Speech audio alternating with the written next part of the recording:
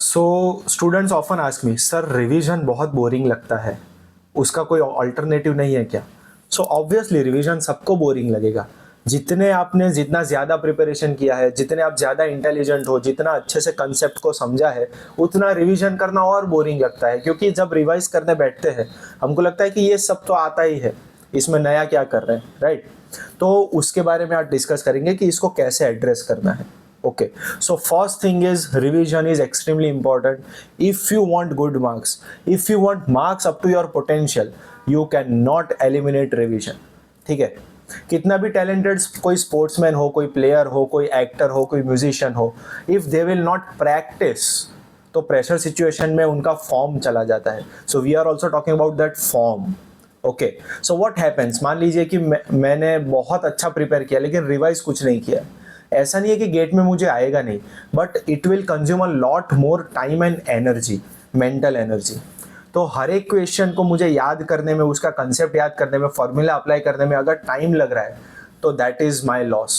3 घंटे ऐसे निकालने में कम से कम 10 मार्क आपके कम हो जाते हैं, right? In the other case, अगर मैं अच्छे से 2 या 3 बार रिवाइज करके गया हूँ तो मेरे जो इजियर क्वेश्चन है गेट के, वो क्वेश्चन ऐसे बहुत जल्दी हो जाएंगे। It will be like a reflex.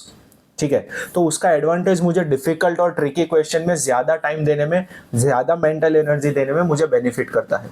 So this is a very important aspect. Revision हम इसलिए नहीं करते हैं कि वो आ नहीं रहा है, हम इसलिए करते हैं कि एग्जाम में प्रेशर के टाइम पे वो जल्दी आना चाहिए।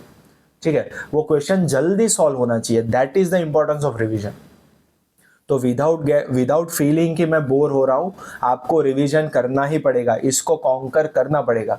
क्योंकि ऑलमोस्ट सारे इंजीनियर्स का ये एक कैरेक्टरिस्टिक होता है ना, कि हम जब यूनिवर्सिटी एग्जाम देते हैं तो वी जस्ट स्टडी वंस, और एक बार थोड़ा सा ब्रशअप कर लिया तो पेपर में अच्छे से हम लिख पाते हैं। But get is very different. 3 घंटे में आपको आपके इंजीनियरिंग के 4 साल के सारे सब्जेक्ट, सारे इंपॉर्टेंट कोर सब्जेक्ट्स, वो सबको साथ में अप्लाई करना है। So if you do not revise तो वो रैंडम सीक्वेंस में जब आप जाते हो, आपका टाइम और एनर्जी ज़्यादा स्पेंड होगा। So please bear this in mind. और दूसरा क्वेश्चन है कि सर रिवीजन कैसे करें? तो रिवीजन को आप काफ़ी इंटरेस्टिंग बना सकते हो। रिवीजन को इंटरेस्टिंग कैसे बनाया जा सकता है? What you have to do is, you have to have the sense of urgency while you are revising. Revision बहुत क्विक होता है। Revision is not for 5 days और 10 days. That is not revision, क्योंकि उसमें तो कोई भी बोर हो जाएगा। What you have to do is, first of all, revision does not mean just revising the theory or the concept. Theory या concept को रिवाइज करने में बहुत कम टाइम देना है। ज्यादा टाइम किसको देना है कि भाई ये क्वेश्चन कैसे सॉल्व किया था।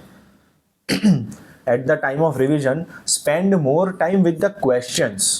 ठीक है? और उसमें दूसरी चीज, क्वेश्चन को सॉल्व करने नहीं बैठना है। Because so many of my students tell me कि सर रिवीजन करने बैठे और बहुत टाइम चला गया। रिवीजन में you are not reaching up to the answer. Revision का मतलब है आई एम जस्ट रिकॉलिंग कि ये क्वेश्चन सॉल्व करने के लिए क्या किया था, कौन सा फॉर्मूला अप्लाई किया था, कहाँ पे ट्विस्ट था, सर ने क्या बताया था, मैंने कहाँ गलती करी थी। ऐसी बातों को याद करना है। तो जाहिर सी बात है, जो इजीएस्ट क्वेश्चन है या फिर जो आपका स्ट्रेंथ है, वो टॉपिक का रिवीजन काफ़ी फास्ट होगा। और जो आपका डिफिकल्टी आपको जिसमें आ रही है, वो टॉपिक्स के रिवीजन में you will spend more time. So that is meant ना, revision is meant for this only. तो यही तो हमको करना है। तो रिवीजन में you can not feel bored. Okay, revision बहुत ही जल्द होना चाहिए। पर डे 200 300 400 क्वेश्चन रिवाइज करना इज वेरी इजी। मैं तो बोल रहा हूँ कि वो 2 घंटे की बात है 300-400 क्वेश्चन रिवाइज करना। 30 सेकेंड्स पर क्वेश्चन से ज़्यादा टाइम नहीं देना होता है। But if you are starting now तो कम से कम एक दिन में 200-300 क्वेश्चन तो आपसे रिवाइज होने ही चाहिए। क्वेश्चन देखा, अच्छा इसमें ये किया था, दिस वाज द कंसेप्ट, ये फॉर्मूला अप्लाई करना था, या मैंने यहाँ पे गलती करी थी, या फिर ये ट्विस्ट था, क्वेश्चन खत्म। That is revision. You don't need to verify the answer. अगर आपने कैलकुलेटर उठाया तो आप रिवीजन नहीं कर रहे हो, you are making a mistake. ठीक है? I hope this helps. तो ऐसे आप रिवीजन शुरू कर सकते हैं। दूसरी चीज, रिवीजन कॉन्स्टेंटली 6-7 दिन का रिवीजन ले लिया ना तो you will feel exhausted and board.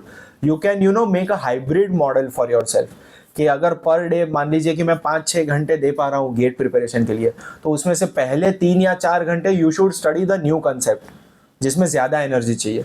उसके बाद एक टाइम आता है जब थोड़ा सा ऐसा फील होने लगता है कि आज के लिए अब थोड़ा सा एग्जॉस्ट हो रहे हैं या कम एनर्जी है, उस टाइम पे take a break and then go for the revision, क्योंकि revision is the easier part.